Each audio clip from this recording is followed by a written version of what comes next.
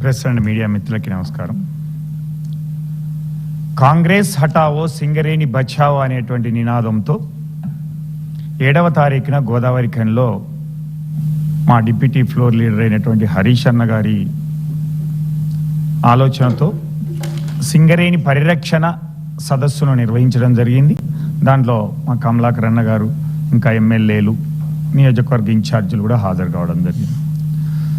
దాంట్లో కార్మికులకి అన్ని విషయాలను చాలా అంకెలతో, చాలా వివరాలతో సింగరేణి సంస్థలో ఏం జరుగుతున్నది, ఏమైతున్నది, మీ ఆర్థిక పరిస్థితి అయితేంది, మీ సంక్షేమం అయితేంది, మీ ఉద్యోగ నియామకాలు అయితేంది, మీ విద్యా వైద్యం పట్ల ఇప్పుడున్నటువంటి ప్రభుత్వాన్ని యొక్క వైఖరి ఎలా ఉన్నది, యాజమాన్య ఆలోచన ఎలా ఉన్నది అనేటువంటి దాన్ని మొత్తం కార్మికుల ముందు చిత్రీకరించారు. ఆ సందర్భంలోనే కాంగ్రెస్ మేనిఫెస్టో కమిటీకి చైర్మన్గా ఉన్నటువంటి శ్రీధర్ బాబు గారు, మీరు ఈ సింగరేణి కార్మికులకు తెలంగాణ ప్రజలకు ఇచ్చినట్టుగానే 6 గ్యారంటీలు ఇచ్చిండ్రు, 35 డిమాండ్స్ను కూడా మీరు మేనిఫెస్టోలో పొందుపరచడం జరిగింది సింగరేణికి సంబంధించిన ఎన్నికల సందర్భంలో. దాన్ని ఏమైనా నెరవేర్చారా అని ప్రశ్నించడం జరిగింది. ఆ సందర్భంలో ఈరోజు శ్రీధర్ బాబు గారు హరీష్ రావు గారిని మాట్లాడుతూ ఒక విమర్శనాత్మకంగా చేసినటువంటి దాన్ని తెలంగాణ బొగ్గని కార్మికత్వం తీవ్రంగా ఖండిస్తూ ఉంది. ఎందుకంటే వారు చెప్పినటువంటి వ్యాఖ్యలు అయితేంది అసత్యమైనవి, సత్యదూరమైనటువంటివి, వాస్తవాలు తెలుసుకోకుండా మాట్లాడినరేమో అని అనిపిస్తూ ఉన్నది. ఒక మంత్రిగా ఉన్నటువంటి, ఒక బాధ్యతగా ఉన్నటువంటి వారు ఆ రోజు రాజకీయ జోక్యం మీరు వల్లనే అయింది, సంస్థ ఈ విధంగా జరుగుతుంది అనేటువంటి చెప్పుకొచ్చారు. ఆ రోజు రాజకీయ జోక్యం అనేది ఈ సంస్థను రక్షించింది, కార్మికుల సంఖ్యను పెంచింది, కార్మికుల యొక్క విద్య, వైద్యం, ఆరోగ్యం, దాంతోపాటుగా ఆర్థిక స్థితిగతులను మెరుగుపరిచింది. అన్న చెప్పినట్టుగా 16,000 మందికి ఉద్యోగ అవకాశాలు కల్పించింది. ఈ రోజు లేకపోతే సింగరేణి సంస్థలో 20,000 మంది కార్మికులు మాత్రమే ఉండేది. చంద్రబాబు నాయుడు ఆలోచనకు అనుకూలంగా ఈరోజు ఆయన శిష్యుడైన రేవంత్ రెడ్డి గారు చేస్తున్నటువంటి పనులు ఆ విధంగా ఉండేటి. కానీ కేసీఆర్ గారి యొక్క ఆలోచన వలన సకల జనుల సమ్మెలో తెలంగాణ ఉద్యమంలో సింగరేణి కార్మికులు పాల్గొన్నారనేటువంటి ఉద్దేశంతో సుప్రీంకోర్టు, హైకోర్టు తప్పుబట్టినప్పటికి కూడా కారుణ్య నియామకాల ద్వారా ఈరోజు నియామకాలు చేసి సంస్థను ఇంత అభివృద్ధి దశలో తీసుకొచ్చారు. లాభాలు కూడా బ్రహ్మాండంగా తీసుకొచ్చారు. 18% ఉన్న లాభాల వాటను 33% వరకు తీసుకొచ్చారు. ఒక్కొక్క కార్మికునికి 2 లక్షల వరకు కూడా ఈ లాభాల వాటను పంచారు.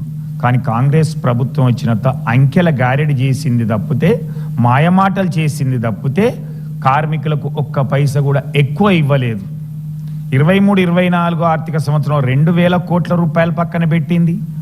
24-25 ఆర్థిక సంవత్సరంలో 4,000 కోట్ల రూపాయలు పక్కన పెట్టింది. మొత్తం 6,000 కోట్ల రూపాయలు సంస్థ అభివృద్ధికి అని చెప్పినటువంటి డబ్బులు లేవు. ఈరోజు అప్పులు తీసుకొస్తున్నటువంటి పరిస్థితి. అంటే ఆ రోజు కేసీఆర్ గారి రాజకీయ జోక్యమే ఈరోజు సింగరేణి సంస్థను కాపాడింది, ఉద్యోగ అవకాశాలు ఇచ్చింది, ఉద్యోగాలు అద్దనుకుంటే 25 లక్షల రూపాయలు ఇచ్చింది, IITIM చదివే పిల్లలకు ఫీజు రీయింబర్స్మెంట్ ఇచ్చింది, 10 లక్షల వడ్డీ తీసుకున్నట్లయితే గృహ నిర్మాణానికి ఆ వడ్డీని 50,099 రూపాయలు ప్రతి సంవత్సరానికి చెల్లించింది. అలాగే తల్లిదండ్రులకు కోట్ల రూపాయల ఖర్చు పెట్టైనా సరే సూపర్ స్పెషాలిటీ వైద్యాన్ని భారతదేశంలో కోల్ ఇండియాలో లేనటువంటి సౌకర్యాన్ని కల్పించింది. మహిళా సోదరిమణులకు 2 సంవత్సరాల CCL ఇచ్చింది. అలాగే 6 నెలల మెటర్నిటీ లీవ్ ఇచ్చినటువంటి ఇలాంటి కార్యక్రమాలు చేయడంతో పాటుగా ఈరోజు అంబేద్కర్ జయంతికి సెలవు ఇప్పించింది. అలాగే రంజాన్, క్రిస్మస్, అలాగే సంక్రాంతికి కూడా ఒక సెలవు ఇచ్చింది. ఇవి ఇచ్చిన తర్వాతనే ఈరోజు కోల్ ఇండియాలో ఈ సంఘాలు, జాతీయ సంఘాలు అనేటి ఒక అంబేద్కర్ జయంతిని సెలవుగా ఇప్పించినటువంటి చూస్తాను. అలాగే కొత్త మైన్స్ను అడుగుతున్నటువంటి నాయకులకు తెలియకమా ఈరోజు కాశీపేట 2 అయితేంది, కొండాపురం భూగర్భ గనులను రెండింటిని కూడా కేసీఆర్ గారు హయాంలోనే స్టార్ట్ చేయడం జరిగింది. అనేక ఓపెన్ కాస్ట్ల ఎక్స్టెన్షన్లు పర్మిషన్ తీసుకొచ్చి ఈరోజు సంస్థ ఈ విధంగా ఉండడానికి కారణమైనటువంటి కొత్త బావులను తెప్పించింది ఈరోజు కేసీఆర్ గారే అనేటువంటిది.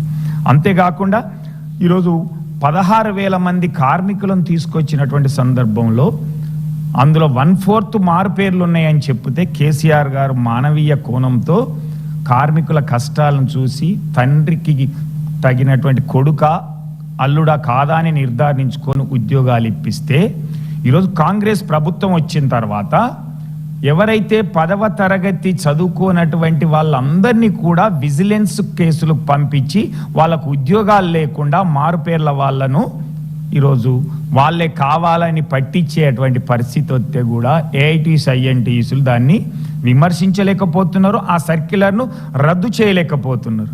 కాబట్టి కేసీఆర్ గారు ఇచ్చినటువంటి ప్రతి ఒక్క హామీని నిలబెట్టుకున్నారు అనేటువంటిది కూడా తెలియజేస్తా ఉన్నాం. దానికి తోడుగా కొన్ని క్వార్టర్లు కట్టిస్తానన్నారు, కట్టించారా అని అడుగుతున్నారు. అంటే అవగాహన మా హరీష్ అన్నకున్నదా లేకపోతే శ్రీధర్ బాబు గారికి అని అడుగుతా ఉన్నా. ఈరోజు భూపాల్పల్లిలో 1000 క్వార్టర్స్తో పాటుగా రామప్ప కాలనీలో మరొక 1000 డబుల్ బెడ్రూమ్లు 2000 క్వార్టర్లు ఒక్క భూపాల్పల్లినే కట్టించినటువంటి విషయం తెలుసుకొని మాట్లాడాలి. అలాగే సత్తుపల్లి కొత్తగూడెం సంబంధించినటువంటి దగ్గర 500 క్వార్టర్లను కూడా కట్టించినటువంటిది. 2500 క్వార్టర్లను కొత్తగా కార్మికుల సంఖ్య తగ్గినప్పటికీ క్వార్టర్లు ఖాళీగా మిగిలిపోతున్నప్పటికీ కూడా చెప్పినటువంటి దాని ప్రకారంగా ఈరోజు 2500 క్వార్టర్లు ఇవ్వడం జరిగింది. కొత్త బొగ్గు గనులు కూడా ప్రారంభించడం జరిగింది. మారుపేర్ల సమస్యను పరిష్కరించుకోవడం జరిగింది. అలాగే 35 ఏళ్ల నుంచి 40 ఏళ్లకు డిపెండెంట్ల వయోపరిమితి పెంచేటువంటిది 2017లోనే 1 ఇయర్ సర్వీస్ తోటి కూడా ఇవ్వచ్చు అని అసెంబ్లీలోనే ఆనాడు నల్లాల ఓదెలు అడిగినటువంటి ప్రశ్న కేసీఆర్ గారు పెంచితే అది సుప్రీంకోర్టు హైకోర్టు తప్పు పట్టడం వల్ల మళ్ళీ 2018లో చేసినటువంటి క్రమంలో 35 ఏళ్ళకే పరిమితమైతే తర్వాత మా ఎన్నికల సందర్భంలో డైరెక్టర్ పాగా ఉన్నటువంటి మొన్నటి వరకు ఉన్న బలరాం గారు డైరెక్టర్ పాగా ఉన్నట్టు ఆయన సమక్షంలోనే 2022లో ఒక అంగీకారానికి వచ్చి 40 సంవత్సరాలకు పెంచుతామని చెప్పి ఇంప్లిమెంటేషన్ మాత్రం ఈ కాంగ్రెస్ ప్రభుత్వం వచ్చిన తర్వాత వచ్చింది తప్పితే ఆ రోజు మేము తెలంగాణ బొగ్గని కార్మిక సంఘం ఇచ్చినటువంటి సమ్మె నోటీసులోనే అన్ని సంఘాలతో పాటుగా అగ్రిమెంట్లో పొందుపరిచినటువంటి విషయాన్నే వాళ్ళు అమలు చేసిరు తప్పితే వేరే కాదు అనేటువంటి విషయాన్ని కూడా తెలుసుకోవాలని కోరుతా ఉన్నాం. అంతేకాకుండా మేము ₹1 కోటి బీమా కల్పించినామని చెప్తా ఉన్నారు. చాలా ఆశ్చర్యంగా అనిపిస్తుంది. ఇది బీఆర్ఎస్ ప్రభుత్వం ఉన్నప్పుడు తెలంగాణ బొగ్గని కార్మిక సంఘం గుర్తింపు సంఘంగా ఉన్నప్పుడే 60 లక్షల ప్రమాద బీమా ఒక్క పైసా లేకుండా ఉచితంగా మొట్టమొదటిసారిగా భారతదేశంలో సింగరేణి కార్మికులకు కల్పించిన తర్వాత బ్యాంకు వాళ్ళు ముందుకొచ్చి దాన్ని ఎక్స్టెండ్ చేసి 60 లక్షల దాన్ని 1 కోటికి చేసిర్రు తప్పితే మీరు కొత్తగా చేసింది కాదు, మీ ప్రభుత్వం వెలగబెట్టింది ఏం లేదు అనేటువంటి విషయాన్ని వాస్తవాల్ని తెలుసుకోవాలనేటువంటిది కోరుతా ఉన్నాం. అలాగే ఈరోజు టెండర్ల విషయంలో అన్న బాగా చెప్పారు, వివరించారు.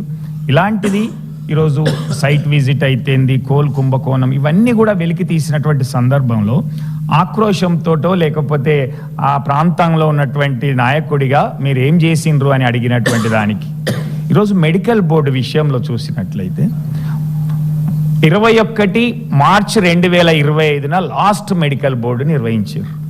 అంటే దాదాపుగా ఇప్పటికి 15 నెలలు అవుతుంది.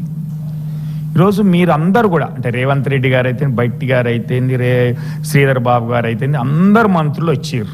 సింగరేణి కార్మికులకు మీరు ఇచ్చిన హామీలలో పొందుపరిచారు. మెడికల్ బోర్డులు 2 పెడతాం నెలకు 2 అన్నారు. మరి 15 నెలలుగా మెడికల్ బోర్డు ఎందుకు నిర్వహించలేదు?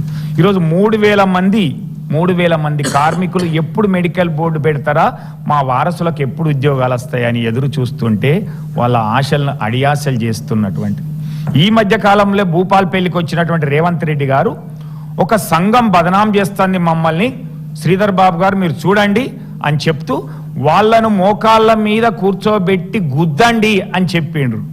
మరి ఇప్పుడు మిమ్మల్ని ఎవరిని గుద్దాలే కార్మికులు అనేటువంటిది మెడికల్ బోర్డు పెడతానని చెప్పి నువ్వు పెట్టినటువంటి నిన్న ఈరోజు పనిష్ చేయాల్సింది ఈరోజు మమ్మల్ని మేము పెట్టినందుక ఒక్క నెల 3 మెడికల్ బోర్డు పెట్టినటువంటి సందర్భం కేసీఆర్ గారికి హయాంలో ఉన్నది అని చెప్తా ఉన్నాం. అంతేకాకుండా ఈరోజు ఓబీ టెండర్లు అనేది వాళ్ళ అనుకూల వ్యక్తులకు ఇచ్చిండ్రు అని చెప్తా ఉన్నారు. అంటే ఓబీ టెండర్లు అనేది బీఆర్ఎస్ నాయకులకు రావద్దనా మీ ఉద్దేశం? బీఆర్ఎస్ నాయకులు వ్యాపారం చేయొద్దనా? ఎక్కడైనా అవకతవక జరిగితే నువ్వు వాడిని పనిష్ చేయమని అడుగుతాను, ఎంక్వైరీ చేయమంటున్నావు, వాళ్ళకి పెనాల్టీ విధించంటాం, బ్లాక్ లిస్ట్లో పెట్టమంటున్నావు. అలాంటి హయాంలో ఉన్నటువంటి బీఆర్ఎస్ ప్రభుత్వంలో ఎస్టిమేటెడ్ కాస్ట్ కంటే లెస్ టెండర్లు వేసినటువంటి సందర్భం 10 to 20% లెస్ వేస్తే ఈరోజు కాంగ్రెస్ ప్రభుత్వం వచ్చిన తర్వాత సైట్ విజిట్ పేరు మీద అయితేంది, మామూలుగా అయితేంది, ఈరోజు +20 వరకు కూడా ఎందుకు వెళ్ళినాయి అనేటువంటిది. కాబట్టి ఇక్కడ ఎవరి ప్రమేయం నడుస్తున్నది? రెండవది, ఈరోజు హరీష్ అన్న గారు కేటీఆర్ గారు మాట్లాడిన తర్వాత ఎస్ఆర్పి OC2లో శ్రీరాంపూర్లో 5 సార్లు వాయిదా పడినటువంటి టెండర్ అనేది మొన్న ఫైనల్ అయితే ఈరోజు మైనస్లోకి ఎందుకు వచ్చింది? అలాగే గోదావరికని RG3లో ఉన్నటువంటి OC1లో ఈరోజు మైనస్ టెండర్లు ఎందుకు పడినాయి? అంటే బీఆర్ఎస్ నాయకులు ప్రశ్నించిన తర్వాతనే ఈ ప్లస్ టెండర్లు అనేటువంటిది మైనస్ టెండర్లోకి వచ్చింది అనేటిది. దీనివల్ల కోట్ల రూపాయలు ఈరోజు సింగరేణిని రక్షించుకునే విధంగా ఆర్థికంగా ఇబ్బంది లేకుండా చేసినటువంటిది ఈరోజు కేసీఆర్ గారి హయాంలో జరిగినటువంటిది అనేటువంటిది. అలాగే మేము గొప్పగా చెప్తా ఉన్నాడు అంటాడు, 30,000 మంది కార్మికులకు మేము 5,000 రూపాయల బోనస్ ఇప్పించినాం కాంట్రాక్ట్ కార్మికులకు అని చెప్తా ఉన్నారు. ఇది కూడా అసత్యమైనటువంటిదని. సింగరేణి ఎలక్షన్స్కు ముందు జరిగినటువంటి మాటల సందర్భంగా అనేక సందర్భాల్లో యూనియన్లు అన్నీ కూడా 13 యూనియన్లు అడిగితే 5,000 రూపాయల బోనస్ ఇస్తానని ఆ రోజు ఉన్నటువంటి అధికారులు చెప్పినటువంటి క్రమంలోనే ఆ ఎన్నికల తర్వాత 23 డిసెంబర్ నవంబర్లో జరిగినటువంటి చర్చల్లో ఒప్పందం అయితే ఈ కాంగ్రెస్ ప్రభుత్వం వచ్చిన తర్వాత దాన్ని ఇంప్లిమెంట్ చేసినటువంటి దాన్ని కూడా మేమేదో గొప్పగా చేసినాం అనేటువంటి చెప్పుకునేటువంటి ప్రయత్నం చేసిరే తప్పితే అందులో ఏమీ లేదు అనేటువంటిది కూడా తెలియజేస్తా ఉన్నాం. అంతేకాకుండా ఈరోజు సోలార్ అయితేంది, థర్మల్ పవర్ అయితేంది, ఏ విధంగా అవినీతి జరుగుతుంది అనేటువంటిది మీ అందరికీ తెలుస్తుంది. హరీష్ గారు పవర్ పాయింట్ ప్రెజెంటేషన్ ద్వారా కూడా హరీష్ రావు గారు మొన్న చూసినటువంటి చూద్దాం. దీనివల్ల 1,000 కోట్ల రూపాయలు నష్టపోతా ఉన్నది అనేది. ఈరోజు నైనీ బ్లాక్లో MDO కాన్సెప్ట్లో ఏదైతే టెండర్ వచ్చినటువంటి దాన్ని మొట్టమొదటిసారిగా సింగరేణి చరిత్రలో నైనీ బ్లాక్లో MDO కాంట్రాక్ట్ అనేది 25 సంవత్సరాలకు ప్రతి సంవత్సరానికి 10 మిలియన్ టన్నుల బొగ్గు తీయడానికి వేసినటువంటి టెండర్లో ఏం జరిగింది? చివరికి మీ విలేకరులను కూడా అరెస్ట్ చేసే పరిస్థితి ఎందుకు వచ్చింది, దాన్ని ఎందుకు రద్దు చేసిండ్రు అనేటువంటి విషయాలు కూడా మీకు పూర్తిగా అవగాహనతోటే ఉన్నది. కాబట్టి ఇలాంటి అంతా సింగరేణి అంతా అవినీతిమయంతో కూడుకున్నటువంటిది కాంగ్రెస్ ప్రభుత్వంలో. అనేక స్కాములు చేస్తున్నటువంటి దాంట్లో ఈరోజు ఉన్నటువంటి అధికారులు కూడా కాంగ్రెస్ ప్రభుత్వానికి అనుకూలంగా ఉండడం వల్లనే ఈరోజు సంస్థ దివాలా తీసేటువంటి పరిస్థితికి నెట్టివేయబడింది అనేటువంటిది సింగరేణి కార్మిక వర్గానికి వివరించినటువంటి సందర్భంలో ఈ యొక్క ఆక్రోశంతో సింగరేణి సంస్థలో జరుగుతున్నటువంటి అవినీతి ఒక్క విషయంలో చెప్పాలంటే ఈరోజు మున్సిపాలిటీ చేసేటువంటి వీధి లైట్లు అయితేంది, చెట్లు పెట్టడం అయితేంది, ఓపెనింగ్లకు వచ్చినటువంటిది అయితేంది, నియామక పత్రాలు ఇవ్వడానికి అయితేంది, మెస్సీ కోసం అయితేంది, చివరికి స్కూల్స్కు 147 కోట్ల రూపాయలు ఇవ్వడం అయితేంది, ఈ విధంగా దుర్వినియోగం చేసుడే కాదు ఈరోజు బట్టి విక్రమార్క గారి పేషీలో రోజువారీ ఖర్చులు, ఎంటర్టైన్మెంట్ అయితేంది, వెహికల్స్ అయితేంది, ప్రతి ఒక్కటి కూడా ఈరోజు సింగరేణి యాజమాన్యమే చెల్లిస్తున్నది అనేటువంటి. అందుకే ఎంక్వైరీ వేస్తామంటే వెయ్యండి అన్నట్టు.